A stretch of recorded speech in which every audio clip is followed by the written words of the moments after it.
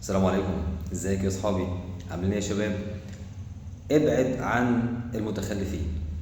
بص، الكلام صعب صعب صعب. ليه؟ منتشر على التيك توك، منتشر على الريلز، منتشر هنا منتشر هنا، ان في بعض الناس بتشدك لتحت، في بعض الناس بتشدك لان انت تتخلى عن اهم مسؤولية في حياتك، ان انت تطور نفسك. يعني ايه اللي هيخليك مبسوط في حياتك؟ مش اصحابك، مش الاكل والشرب، دي حاجات طبيعية ماشي. اللي هيخليك مبسوط في حياتك هي حاجة اسمها السعادة بالإنجاز. أنا مين؟ حقيقي اتطورت في نقطة معينة، بقيت إزاي؟ أنا مستوايا بقى إيه في وسط الناس اللي حواليا؟ تشالنج، التحدي. لكن التحدي في الخيابة، التحدي في الفشل، ده مش تحدي. ده مش تحدي، ده كده حد بيقول لك ما تعملش حاجة، حد بيقول لك تعالى نغش، حد بيقول لك تعالى نفشل، تعالى يا صاحبي ان احنا نضيع وقتنا. ده مش صاحب، ده مش صاحب، ده ابليس، ده شياطين الانس. وفي الاخر هتغمض تدنك مغمض، عاوز يسحبك كده وانت مغمض، يسحبك.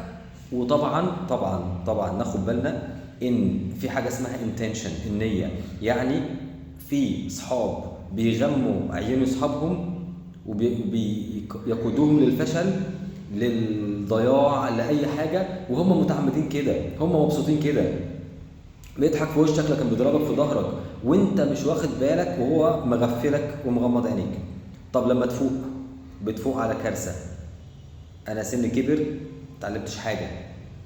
انا خسرت اهلي عشان خاطر واحد صاحبي باعني في الاخر.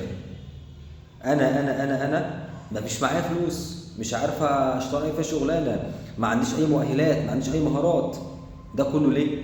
علشان الصاحب ساحب، والمرء على دين خليله. يعني على دين خليله يعني ايه؟ يعني بيعتقد بمعتقداته.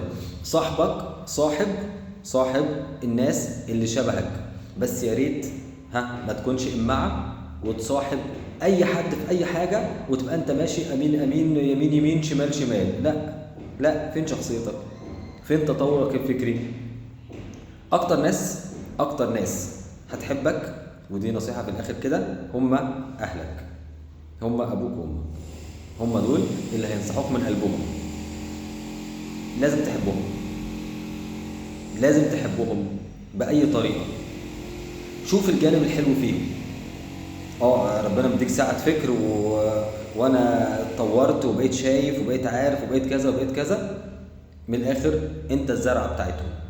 يبقى ما خليش اصحابي، بالذات دلوقتي على زي ما احنا شايفين كده، الثقافة بتاخد الناس قفل الدماغ، لخيابة، لفشل، لكل حاجة وحشة.